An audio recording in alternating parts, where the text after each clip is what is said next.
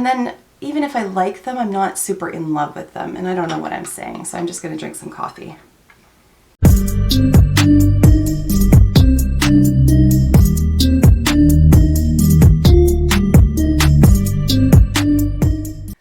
Hey makeup friends. So if you're anything like me, every now and then you kind of get overwhelmed by your makeup collection, and for me that's where decluttering comes in.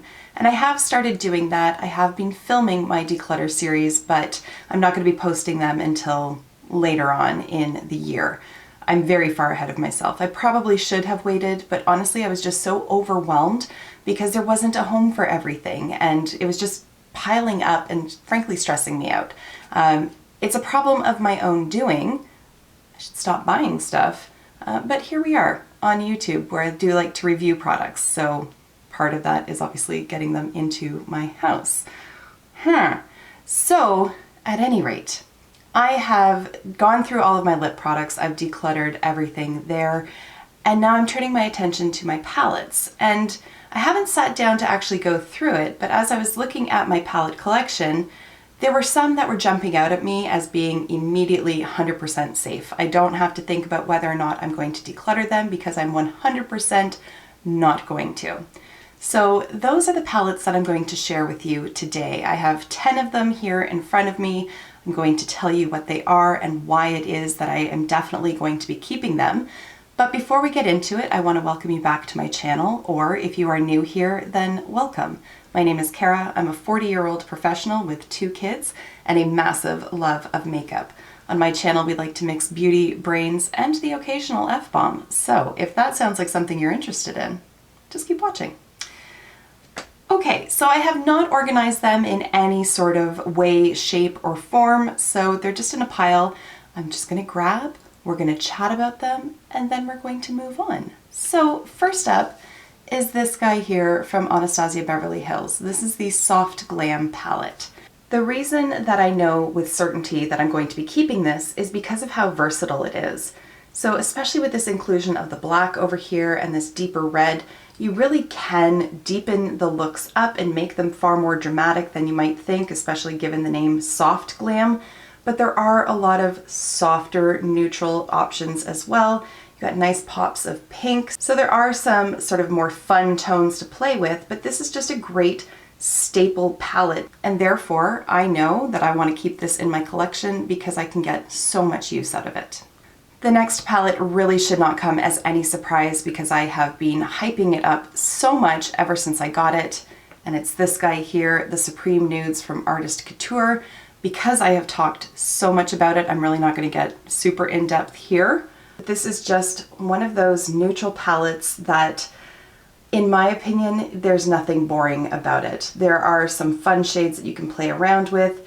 The shimmer shadows in here are so, so pretty.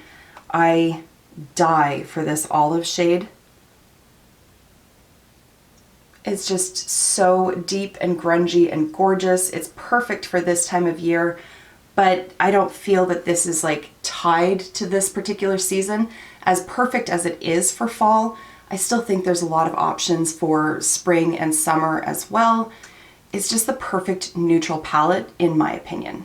Well, now that I've kind of started us off on the neutral path, we may as well stick to that before we move into the more colorful options. So another one that also should come as no surprise is the Wayne Goss Imperial Topaz palette.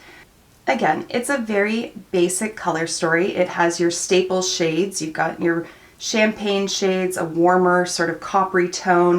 You've got some brown options in here, and then that really nice matte deep black. But you can really play around with the intensities of the shade. You can make it a super dark, dramatic kind of eye look, or you can avoid the black altogether and just go for a really light daytime look. I just really like working with these shadows. I think they blend so effortlessly.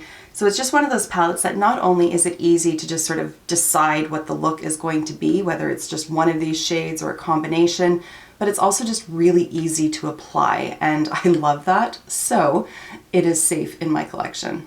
Next, there are 2 Natasha Denonas. So one is a mini palette, and it's the Mini Retro palette.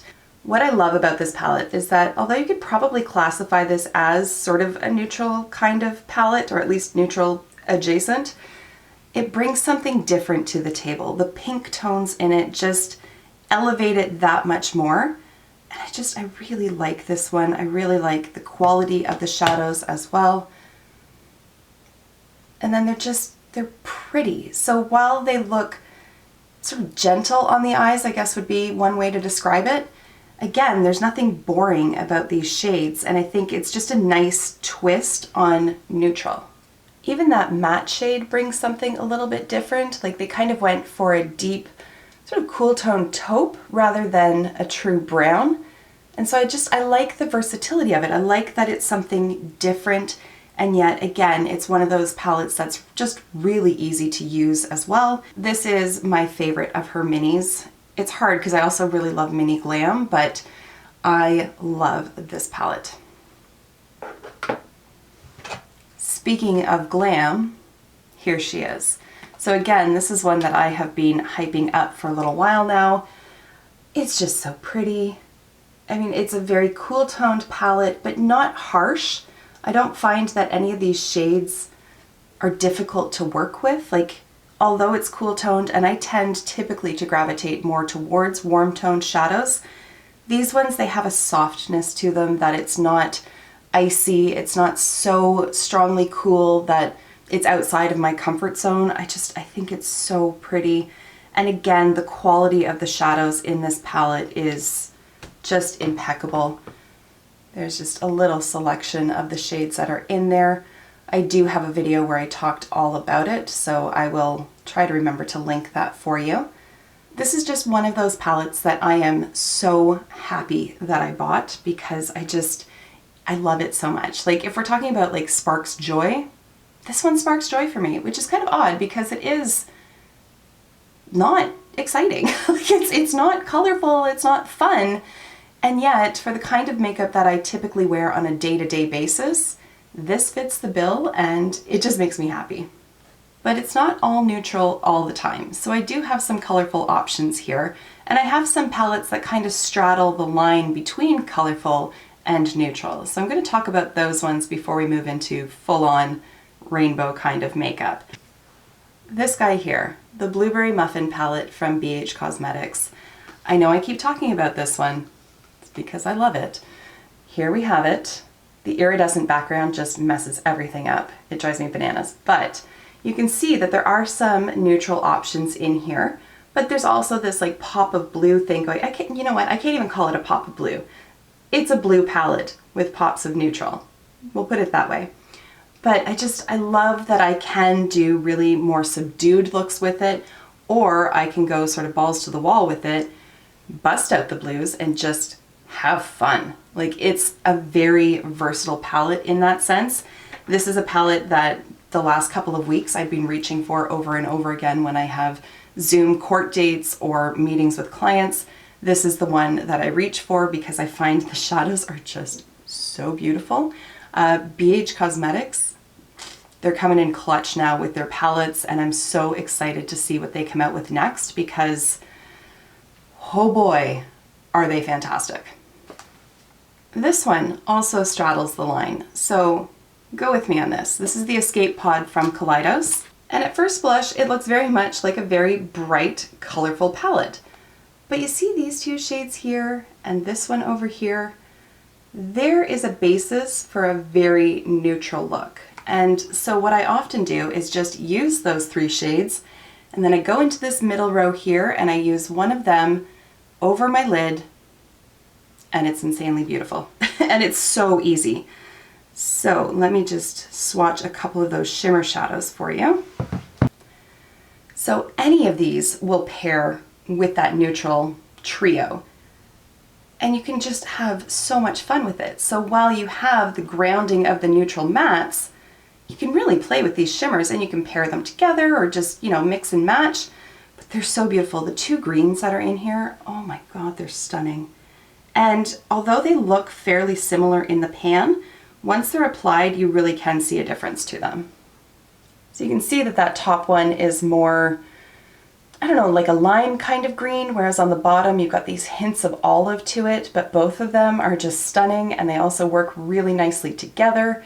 They're beautiful, beautiful shadows. And of course with that top row with the really bright mattes, you can play with those as well. The shadow performance is fantastic. Like I don't have a difficult time building these colorful mattes up. Everything blends really nicely and those shimmers do last well throughout the day as well.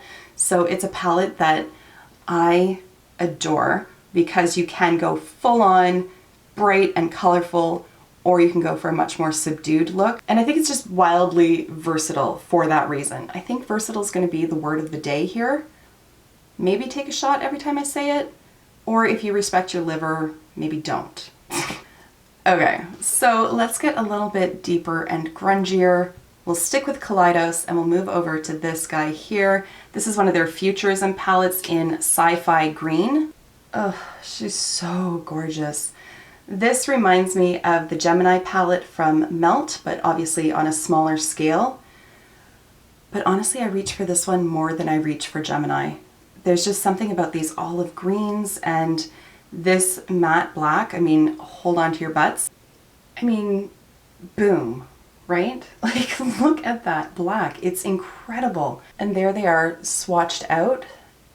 Like, do I have words? Not really, except to say that they're fucking gorgeous. There's the F-bomb. Fucking gorgeous. Like this black, there's no patchiness. There's like, it hasn't created a ton of fallout. There's nothing, like it's amazing. It's so fucking good.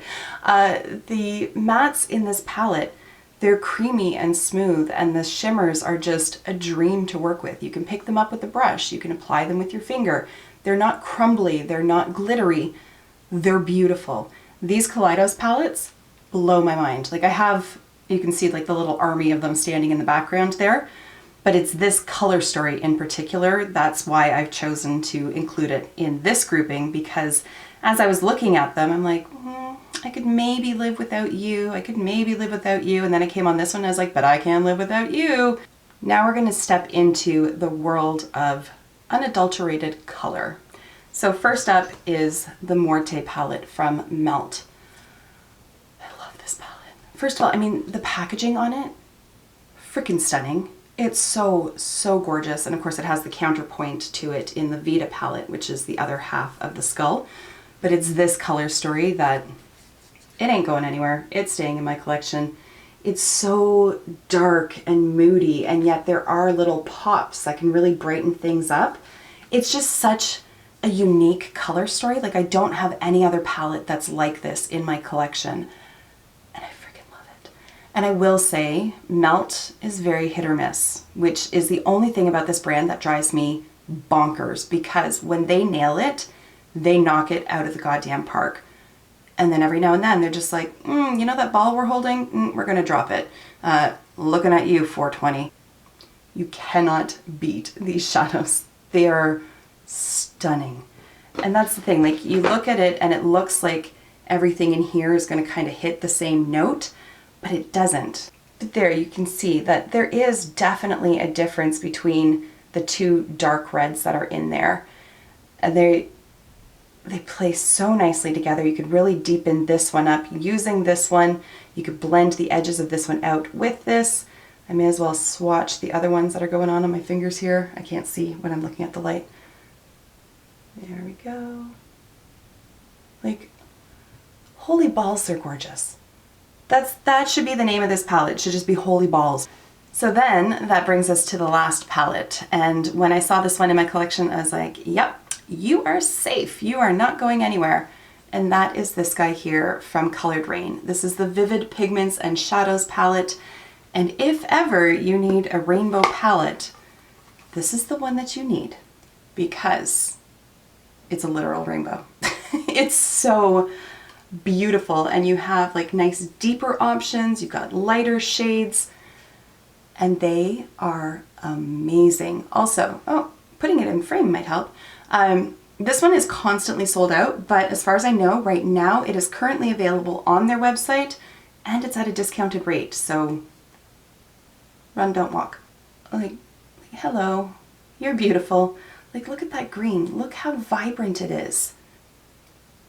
Like, the palette name, Vivid Pigments, is so perfect because look how vivid they are. This is my objection with NYX, is that they have the vivid, bright liners and none of them are vivid. These are vivid. Also, how many times can I say the word vivid? It's now lost meaning. Now it just sounds like a weird sound. Vivid. Anyways, these shades are so beautiful. They build up so nicely. Those deeper shades, you can get like true opacity on your eyes. It's fun to play with this palette. All right, and there you have it, guys. Those are the 10 palettes that I know with absolute certainty I will not be decluttering, at least not on this go round. Maybe in future, maybe. You never know what other palettes are going to come out that may bump these ones out of the ranking, but for now, these 10 are safe. They're not going anywhere. Now, what I want to know is, what are your absolute safe palettes? What do you have in your collection that if you had to declutter basically everything and you could only keep a select few, what are the select few that you would keep? Let me know, because I'm curious. All right, and with all that said, I am going to wrap this video up here. Thank you so much for taking the time to watch, and I will see you in my next video. Until then, just be a decent human being. Bye for now.